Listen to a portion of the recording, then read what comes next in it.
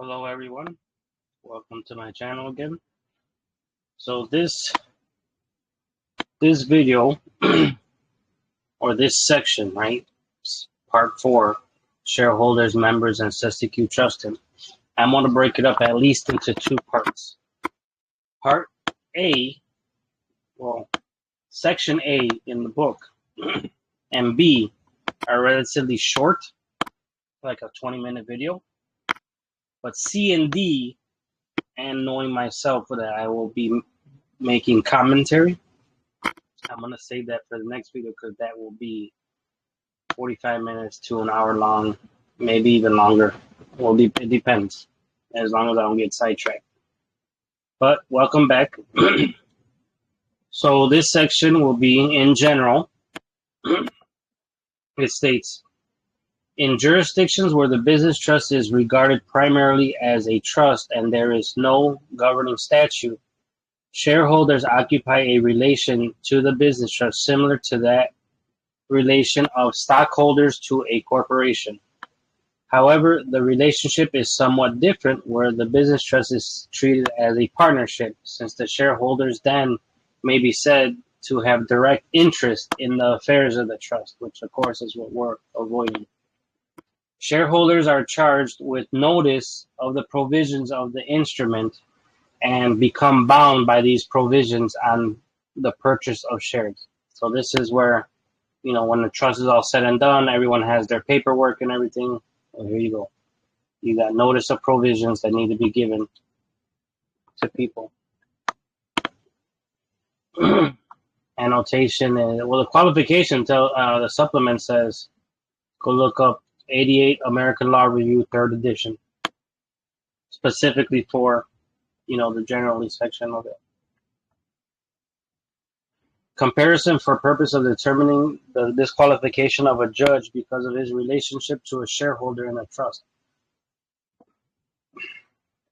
Apparently, shareholders become chargeable with notice of the rules and bylaws of the trust from the moment they assume that status. That's why your paperwork, especially the certificate that you will be transferring over, it should have information like that. And, any questions, who they have to contact or whatever. The rule applicable to trust generally that any person having capacity to take and hold legal title to property has capacity to be the beneficiary of a trust of such property would appear to apply to business trust as well. So that principle of ordinary trust applying to this trust. Accordingly, while an unincorporated voluntary association is not a legal entity, cannot hold title to shares in a business trust, there would appear to be no reason why a business trust, where regarded as a legal entity, may not become a shareholder in another such trust. So that's 11 and 12. Let's see if they give anything. They give you a section of 4, which we already read on video number 1. Sustaining the status and rights of an investment trust as a shareholder in a business trust in which all shares had been acquired by the former. Kind of tells you that this investment trust might be a business trust too, since that was the reference in the first place. And where business trusts are treated as true trusts rather than as partnerships, no inherent reason is apparent why a corporation may not hold shares as of such a trust as well as shares of any other corporation. However, particular statutory and charter provisions may prevent a corporation from holding shares in a business trust. Right? There's restrictions in the incorporation paperwork, just like in your trust. You could do whatever restrictions you want. And the principles or statutory limitations which prohibit corporations from entering into a partnership have been held to preclude them from becoming shareholders in a business trust, which is, in contemplation of the law, a partnership. Thus, it has been held that a corporation violated its charter and subjected itself to dissolution by becoming a party to a business trust agreement, which had in effect created a partnership. See, this would be a good case to read them, right? Why is it that when you hold shares, right, it says holding that a national bank could not, by reason of the federal laws, become a shareholder in a business trust in the nature of a partnership whose members would be liable for its debts, right? By reason of federal laws.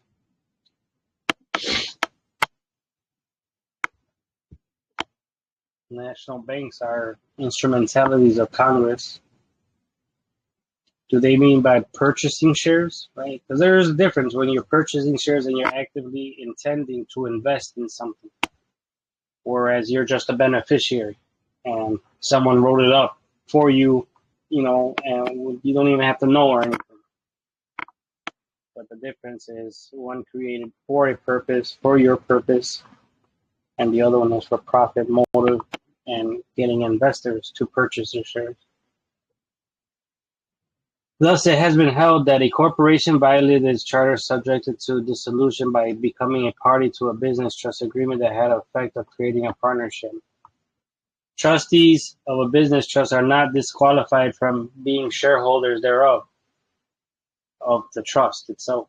In fact, provision for ownership of shares by trustees is frequently incorporated in trust instruments.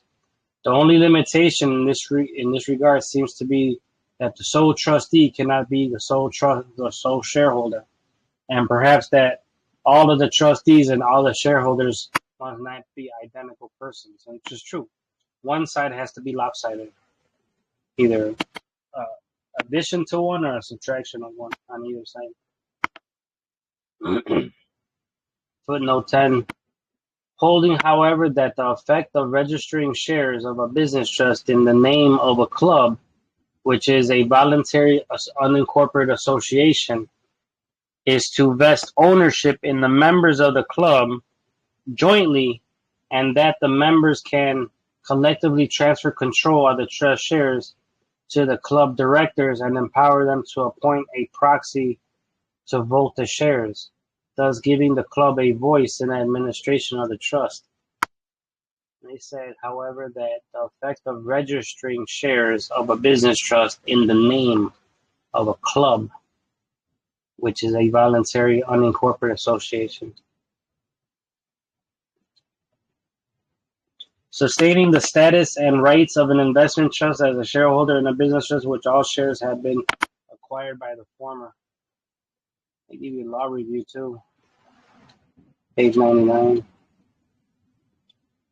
Footnote 13, a statutory prohibition against a railroad corporation directly or indirectly holding stock in any other corporation has been held to prevent a railroad company from becoming a shareholder in a business trust organized to hold corporate stocks, because this would amount to an indirect holding of corporate stock by the railroad company. A statutory provision that requires a statute that requires the railroads, not to hold corporate stock.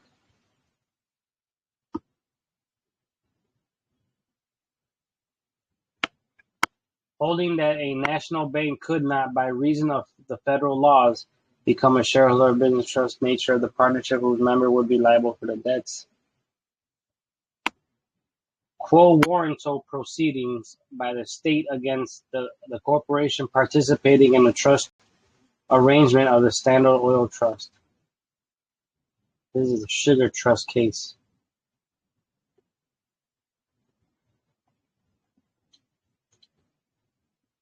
New York case.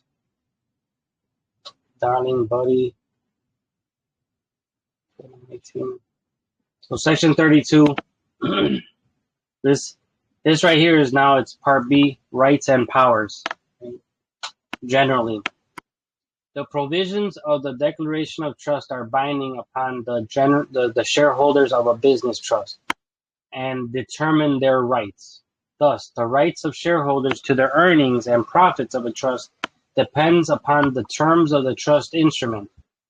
The extent and manner of exercise of the shareholders' right to vote on affairs of a business trust may be and frequently are, governed by the terms of the trust instrument.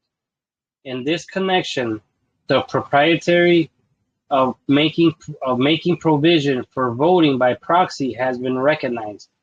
In determining their rights, the courts apply, by analogy, the rules governing the rights of stockholders in corporations, so far as the rules of equity will permit.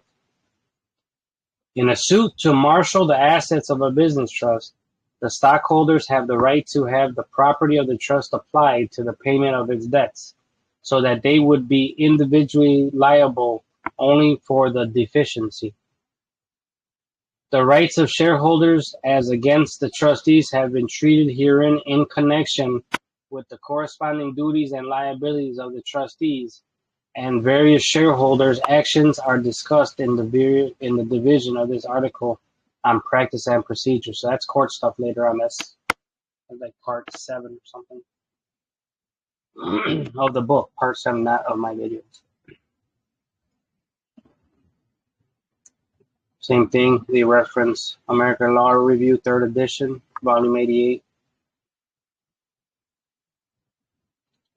Same thing here. These are all practice aids, right? So trust instrument provisions for dividends, conversion privilege, rights of certificate holders, meetings of shareholders, which there shouldn't be none in your trust.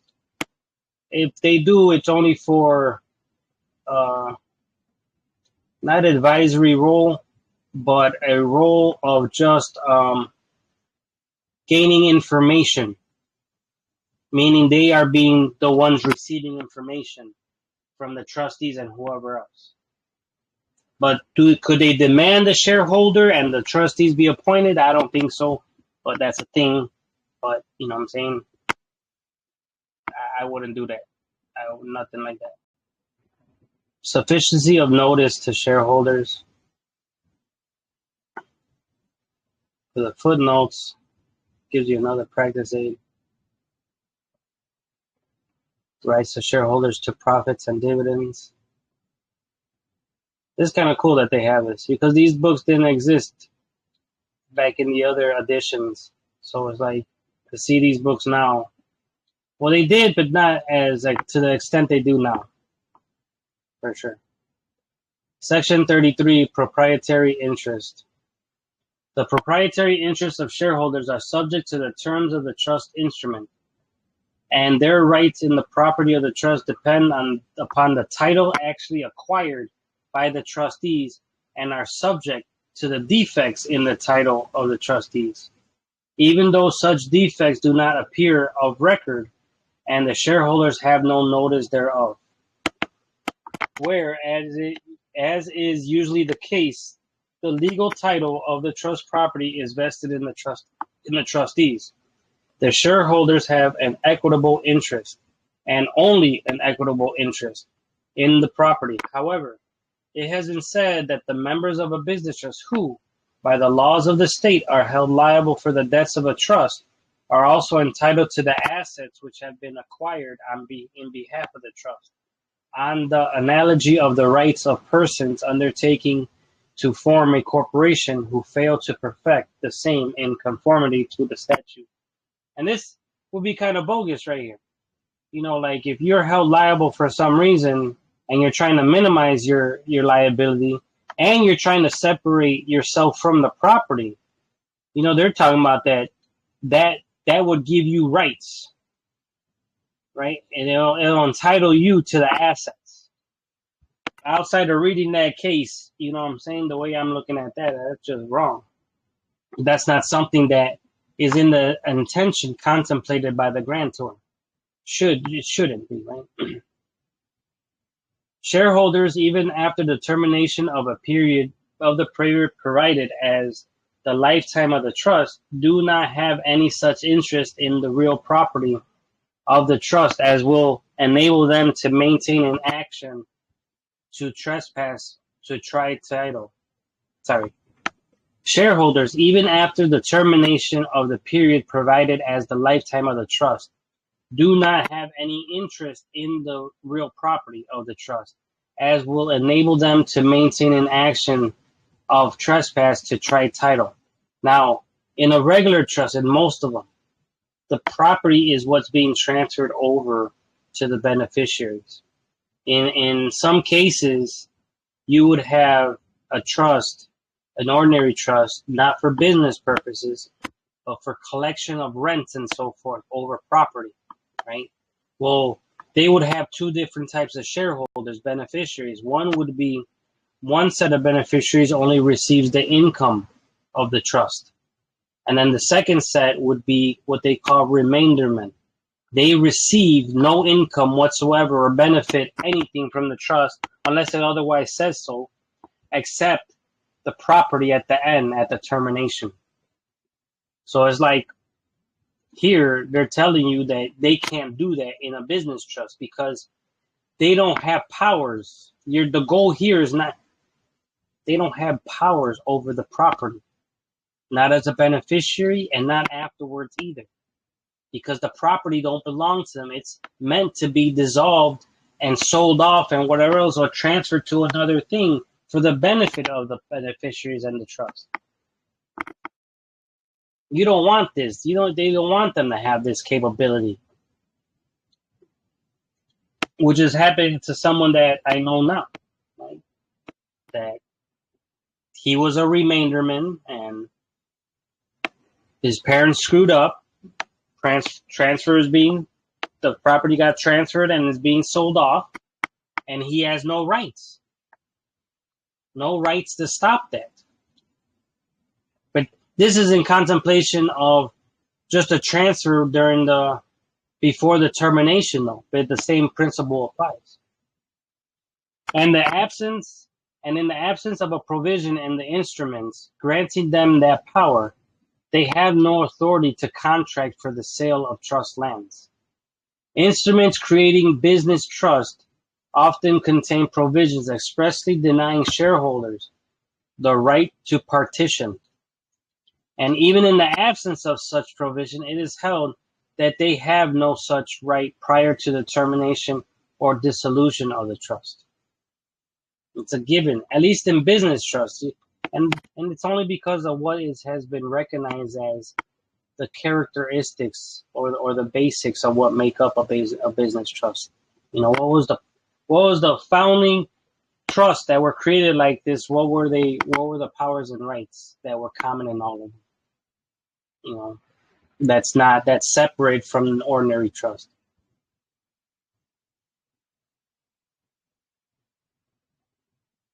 This court case, trust instrument expressly providing that the certificates of shares and the rights and benefits evidenced thereby should be personal property. I would read this case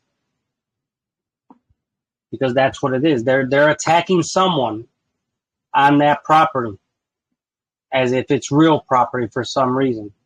It might be worthwhile on reading right here. I have to move these to my phone though.